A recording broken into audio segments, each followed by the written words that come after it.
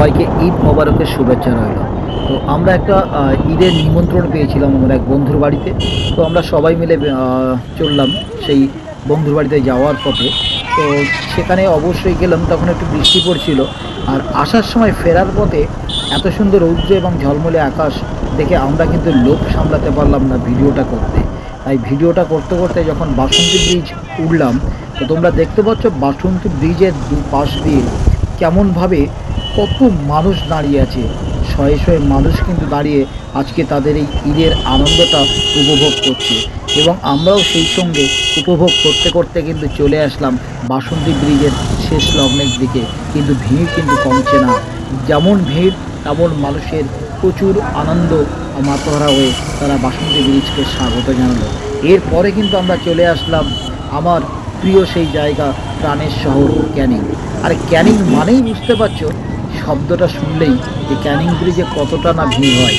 শুধু ক্যানিং ব্রিজটা পার হতে আমাদের সময় লেগেছিল প্রায় 30 মিনিটের উপরে। আর এতটা ভিড় তোমরা দেখতে পাচ্ছ যে আমার সামনে কত শয়ে শয়ে গাড়ি দাঁড়িয়ে আছে। যতটা গাড়ি দাঁড়িয়ে আছে ততটা কিন্তু তার বেশি মানুষও আছে। তো আমরা এই ব্রিজের উপরে কীভাবে দেখুন, ব্রিজের দুপাশ দিয়ে মানুষ ঢলে ঢলে একদম দল বেঁধে নামছে, যেমন তেমনভাবে ব্রিজের উপরে উঠছে। তো আমরা দাঁড়িয়ে পড়লাম মাঝপথে থামতে, শুধু ব্রিজের দুপাশ দিয়ে হাজার হাজার মানুষ দাঁড়িয়ে আছে। সঙ্গে প্রশাসনের সহযোগিতায় তারা কিন্তু এক পাশ থেকে অন্য পাশে যাতায়াতের সুবিধা পাচ্ছে, এবং ব্রিজে উঠতেই প্রশাসনের দেখা তারা কিন্তু সুষ্ঠুভাবে তাদেরকে সেই ভিড় এড়াতে সহযোগিতা করছে। এবং সেই সঙ্গে দুই পাশ দিয়ে মানুষের জনসমুদ্র নেমে এসেছে। তারা আজকে তাদের যে এই ঈদ উৎসবটা তারা সত্যি খুব মনোরমভাবে পালন করেছে। এবং শুধু তাই নয়, মানুষজন খুব কিন্তু আনন্দও পাচ্ছে যে সত্যি সকাল থেকে যেভাবে বৃষ্টির দেখা ছিল, সেই বৃষ্টিটা যেভাবে নেমে এসেছিল সেভাবে কিন্তু মানুষের মনে একটা তাদের অভাববোধ ছিল।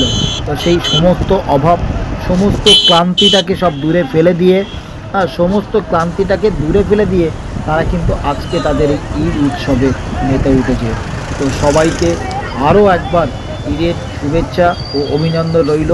এবং আমরা কিন্তু আস্তে আস্তে সেই আমাদের ক্যানিংয়ের ব্রিজ দেখো কতটা ভিড়, আর সেই জনসমুদ্রের মধ্যে দিয়ে আমরা কিন্তু ব্রিজটাকে শেষ করতে চলেছি।